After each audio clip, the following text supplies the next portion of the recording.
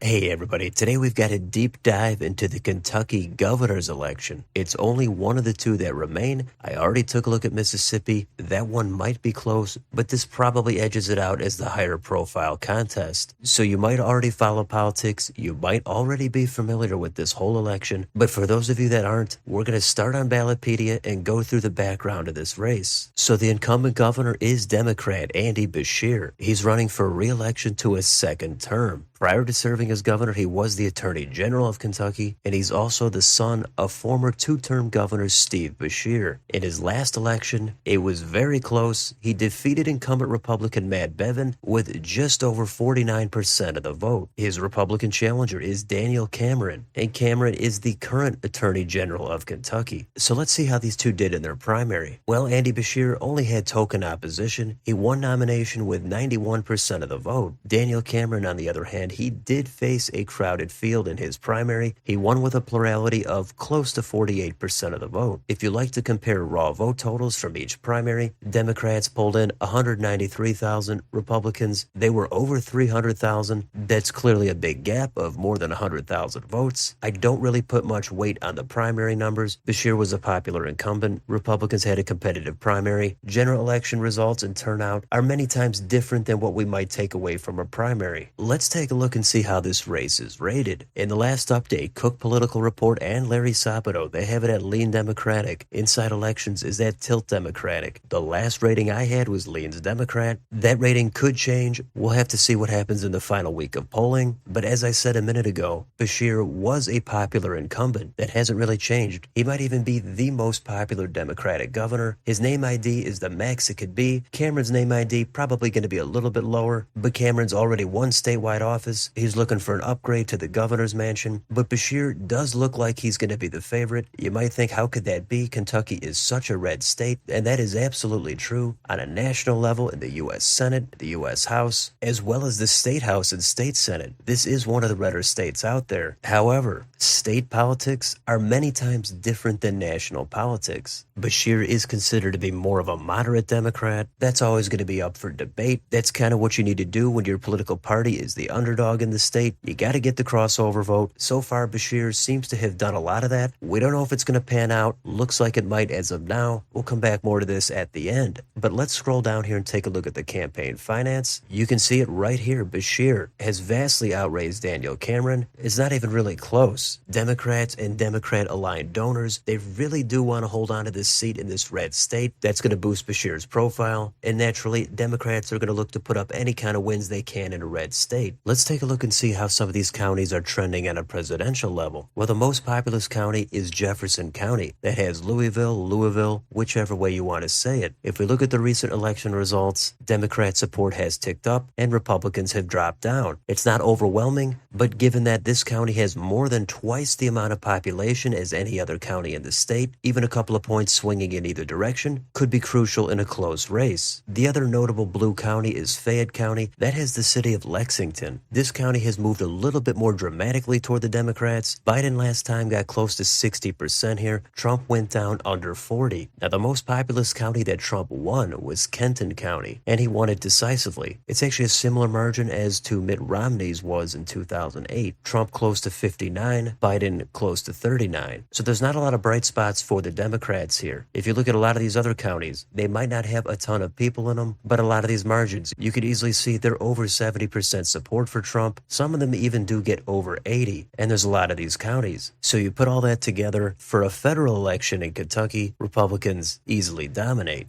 Now let's take a look at that 2019 election and see what Beshear did in his first win. So if we take a look at Jefferson County again, Biden won it by about 20 points, 59 to 39. This time Beshear is at 67, Matt Bevin, the Republican, 31.5. So Beshear massively outperforming Biden here. How about in Fayette County? That was close to another 20-point margin for Biden. Beshear, his margin here, it's over 30, about 32.5. So Beshear, double digits outperforming Biden. You could also look at it in terms of Bevin Bevin underperforming Trump as well, but either way, on a statewide level, Beshear is getting enough crossover vote to be able to win an election. Even go up here to Kenton County. That's the county Trump won by about 19 points. But in this election, Beshear actually won the county by 1 point. Maybe Trump's name gets these people out. Maybe Bevin was a weak candidate. Maybe Beshear is a strong candidate. Maybe Biden is a weak candidate. I think it's a little bit of everything when it comes to Kentucky. But the rest of these counties that were very dark red for Trump, suddenly they only voted for Bevin by 55, 60, 65%. Some of them do still hit 70. But overall, the governor's election, not at all the same as a federal election. He did win it last time with 49, so all Beshear has to do is get close to what he did last time. But now that Beshear is an incumbent, he could easily win this thing by way over 50%. So let's move on to YouTube, take a look at what they've got on their channels. Here is Andy Beshear's channel. Now this is not for his current campaign. This is his governor's channel, so he doesn't really have much on here related to the campaign. He does have ads out there. I think a lot of them are on his Facebook channel. He does have his last campaign on here, and he does have this other channel which is related to his campaign, but there's just not really much activity on here. If we go over to Daniel Cameron's channel, he's staying reasonably active. He's got a lot of ads on here, a couple of press appearances, and we could also take a look at their official campaign websites. Here is Andy Beshear's if you want to see where he stands on the issues or support his cause, and here is Daniel Cameron's if you want to see where he stands on the issues, donate, or follow the status of his campaign. Now how about debates? Well, there has been several. The most recent was right here, October 24th. Nice to see some debates. I'm always a fan of that. So you can watch the most recent debate here. If we get onto YouTube, there's links on here for the other 3 debates. Take a look at those if you'd like. And that takes us down to the endorsements. We've got some for Andy Beshear here. There's not a lot on here. Not many politicians at all, but there's a lot of organizations on here. Down here with Daniel Cameron, he does have more endorsements. He's got the Donald Trump endorsement, several other notable politicians, as well as conservative organizations. So that takes us all the way down to the polling. Now, the most recent one we have is from October 18th to 19th. It is from a Republican-aligned pollster. It shows a close race, Beshear at 47, Cameron at 45. It does use a large sample size, over 1,800 likely voters, still 8% undecided. The poll before that is from Beshear's own campaign. That shows Beshear with an 8-point advantage, 52 to 44. There's also an Emerson poll from a few weeks ago. That one has Beshear with a large lead, but he is only at 49. Cameron in that one is at 33. So there's going to be a few more polls that come out in the final week. Those are going to be the ones to take a look at. But what's clear from these is it's Beshear's race to lose. Cameron is not out of it. He's probably at least going to get in the mid-40s. But right now, Cameron looks like the underdog. Now let's also go back to the last election in 2019 and take a look at how those polls did. And that one, Beshear won with 49.2. Bevin pulled in 48.8. There's not a lot of polls on here, but the final one, NBC News Marist, that had them both at 47, seemed to be accurate enough. Trafalgar was off. They had Bevin up by 5. This one here from Targo's Market Research, that one was a complete wipeout. They had Beshear up by 19 points, 55 to 36. So there's not a huge sample size on here. A lot of these are partisan pollsters, so you do want to take a look at the polls, but you never know what that final turnout is going to be. So the last thing we could do is get on PredictIt and see where people are putting their money. Right now, Andy Beshear, the Democrat, he's favored to win at around 80 cents. Cameron is down there struggling to get to even 20. So that is fairly overwhelming for Beshear. Given the partisan lean of the state, it's definitely not impossible Cameron surges late, and you can't always go by the markets, but if you are, it is looking pretty good here for Beshear. So what is the conclusion here? Well, as I said, it's a super red state, but Beshear has postured himself as a conservative, electable Democrat. He's carved out a formula to maintain high popularity and put himself in position to win re-election. Everything else about the state, it's easily safe Republican. Sometimes voters do look for a little bit of balance in the state.